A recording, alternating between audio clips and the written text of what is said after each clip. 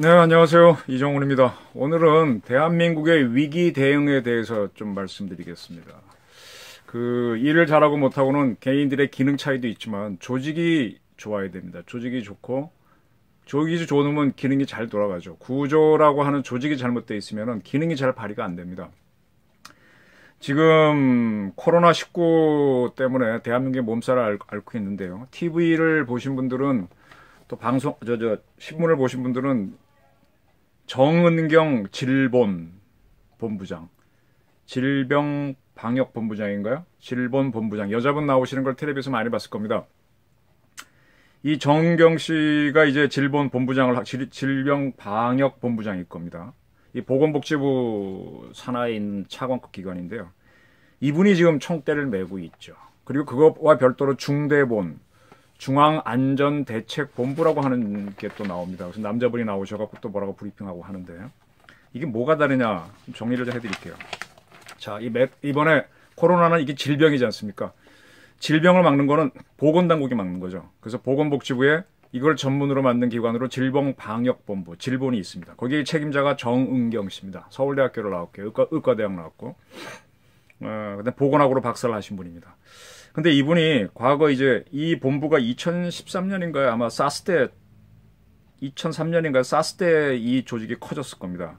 그래갖고 이분이 여기 오셔가지고 메르스 때 좀 애를 먹으셨어요. 그때는 질본의 긴급 상환센터장을 했는데, 그때 메르스 대처를 잘못했다 그래갖고 정은경 씨가 정직 처분도 먹고 감봉 처분까지 당한 걸로 지금 자료를 보니까 나와 있습니다. 근데 다시 열심히 잘 하셔갖고 17년도에 본부장이 되셨고 지금의 사태를 진두지휘하고 맡고 있습니다.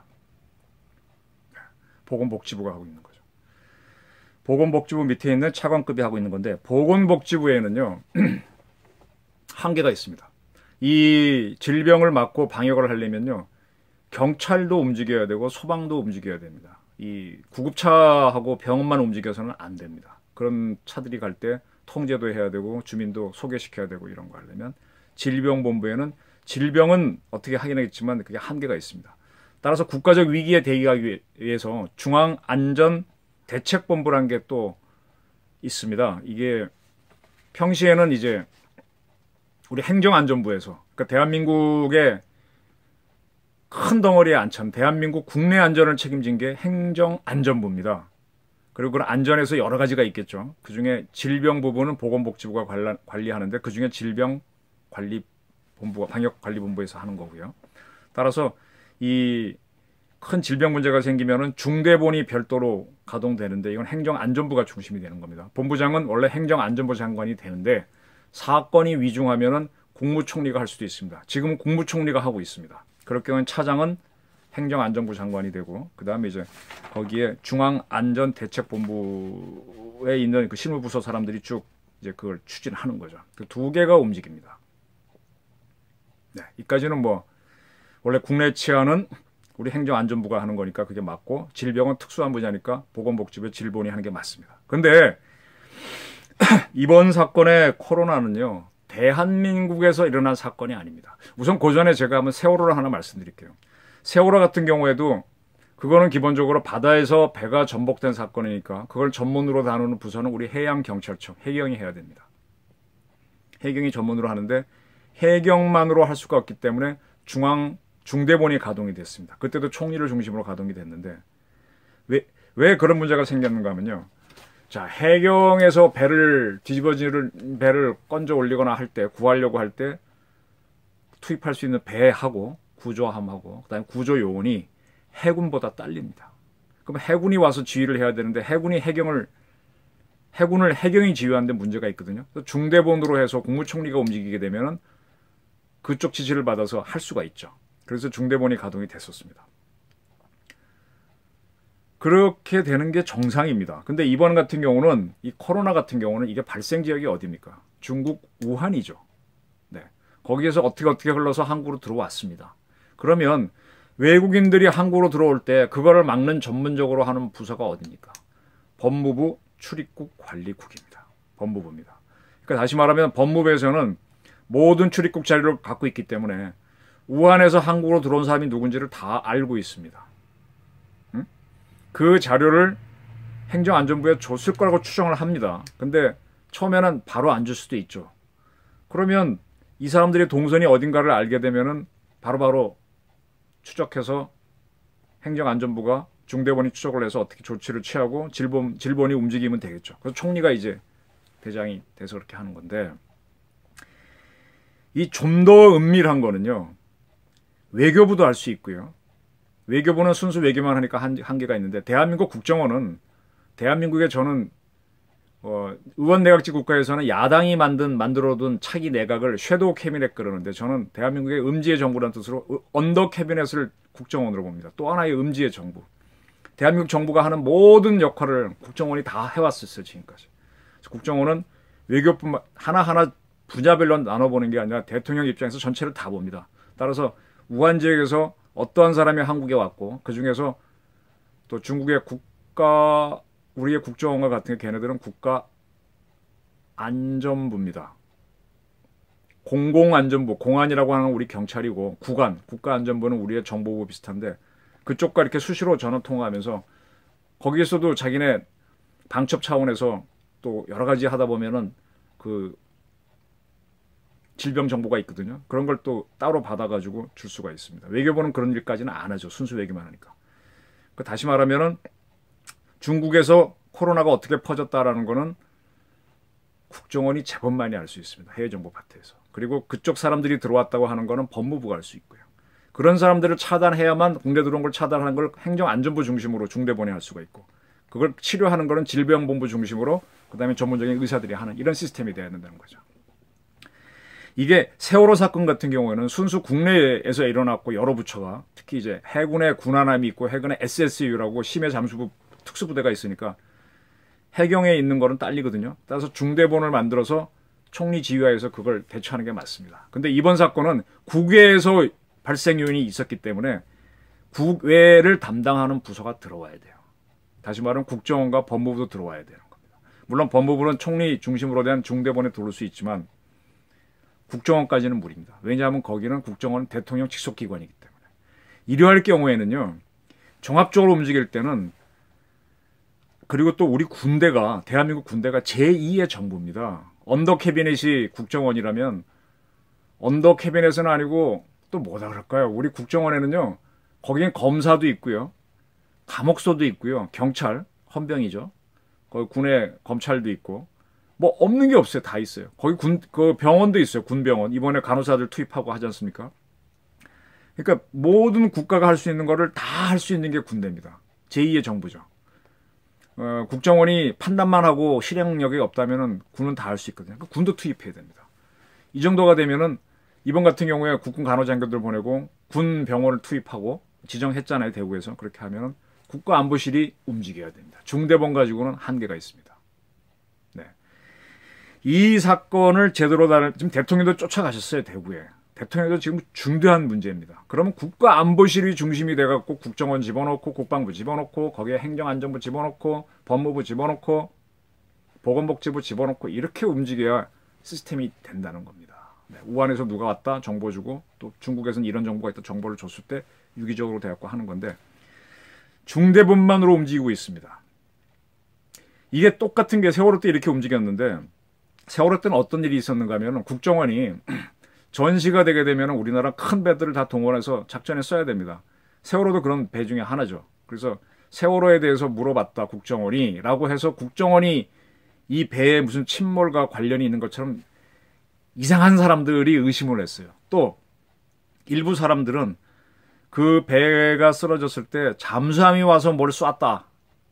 천안함처럼 그렇게 의심을 했어요. 맹골 수도에서 자빠졌는데 그거 다 낭설이죠. 그래서 처음에 그것도 조사가 됐었어요. 근데 결론은 뭔가 하면 맹골 수도는 대한민국 훨씬 큰 209 잠수함, 장보고급이나 손원일급 또 못 들어간다. 물살이 빨라서.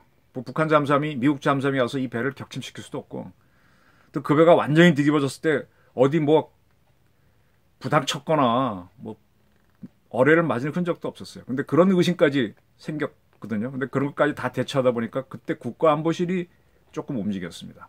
여러분 기억하실 겁니다. 국가안보실장 김장수 씨가 세월호 사건에 대해서 박근혜 대통령에게 보고했냐 안 했냐를 지금 정부 여당 세력들이 따지고 들어갔어요. 그때 김장수 씨가 자전거 타고 가서 보고했다. 자전거 왜 탔느냐? 뭐 이거 갖고 막 따졌지 않습니까? 응? 유선으로 안 되니까 그렇게 간 건데 그때 이 정부 세력들은 이게 굉장히 중요하기 때문에 국가안보실이 움직여야 된다고 했습니다. 이건 세월호 사건은 국외 요인은 없는 사건입니다. 안보 요소도 없는 겁니다. 근데 국가안보실이 움직이라 그랬거든요. 근데 이번에 코로나 사건은 외국과 연결된 사건입니다. 국정원이 들어와야 되고 또 상당한 예비 병원 병력이라 그럴까 간호사를 갖고 있고 대처 능력이 있고 화생방 작전 능력이 있는 군대를 동원해야 되는 사건입니다. 그러면 이거는 총리가 중심이 내지는 행정안전부 장관이 중심이 된 중대본 위주로 움직이는 게 아니라 국가안보실 중심으로 움직여야 돼요. 네.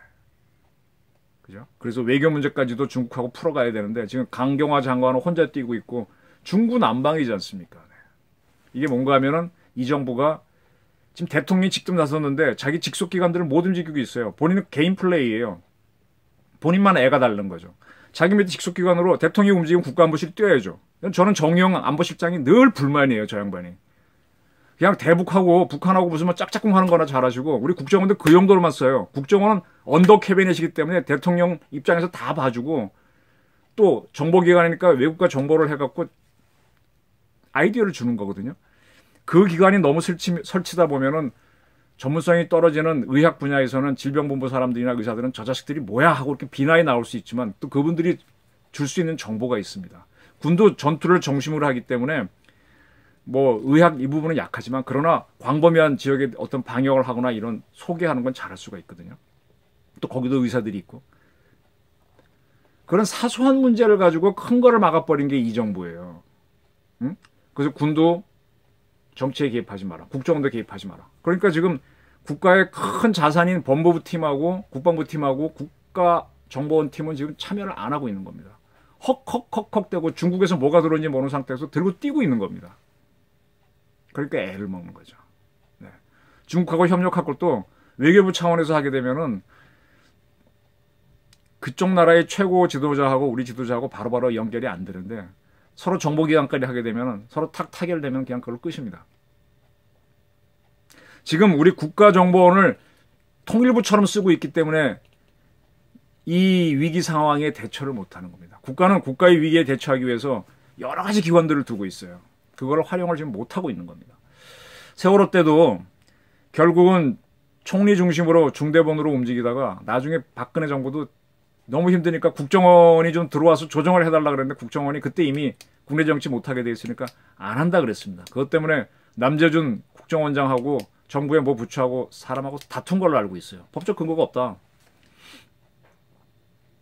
그게 나중에 이제 박근혜 대통령이 남재준 씨를 해임하는 이유 중에 하나가 됐는데 지금은 어떻게 보면 이 정부가 국정원을 활용해서 국정원요.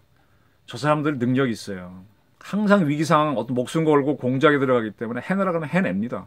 네, 어디를 막아야 되는지도 딱딱 짚어내고요. 싸움을 해본 사람들이니까. 의사들은 싸움을 해본 게 아니지 않습니까?